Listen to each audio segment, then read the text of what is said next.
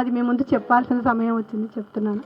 కరీంనగర్లో క్షేమంకరి సేవాదళం ద్వారా అందరి దాతల సహాయ సహకారాలతోని మా దాంట్లో ఒక 100 మంది మెంబర్స్ ఉన్నారు. అనేక కార్యక్రమాలు చేస్తున్నాము.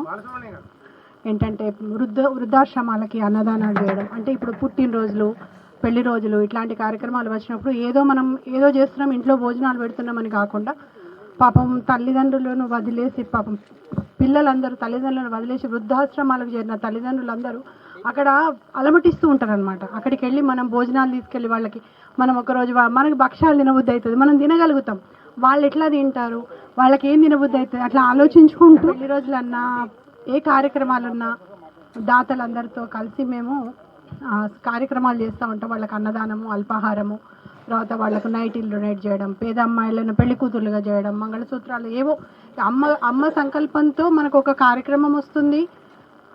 అదే అమ్మ సంకల్పంతోనే మనకు తగిన అమౌంట్ కూడా సమకూరుతుంది, కార్యక్రమాలు జరిగిపోతున్నాయి. ఇది పెద్ద విషయం కూడా కాదు.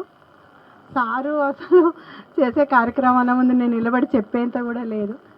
తర్వాత ఇంత పెద్ద కార్యక్రమం మన బ్రాహ్మణ కోసం చేయడము, తర్వాత ఒక హైవే మీద వెళ్ళడం అనే కాకుండా ఎంతోమంది అనారోగ్యంతో సమస్యలతో కూడా వెళ్తుంటారు మన వాళ్ళ అవసరార్థులై.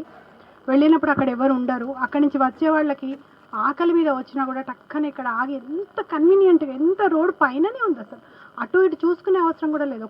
ఒక అడుగు ఇటు వేసి హాయిగా కాళ్ళేలు కడుక్కొని కమ్మటి భోజనం తిని వెళ్ళేట్టుగా ఇది నిజంగా ఇది సంపూర్ణమైన అన్నపూర్ణమ్మ కటాక్షం. ఇది ఇంత జరగడం చాలా అదృష్టం. మాది క్షేమంకరి సేవాదళం ద్వారా మేము ఒక 4 క్వింటాల్స్ రైస్, ఒక 3 ఆయిల్ క్యాన్స్, ఒక 26 kgs గోధుమ పిండి అన్నపూర్ణమ్మకు సమర్పించుకుంటున్నాము.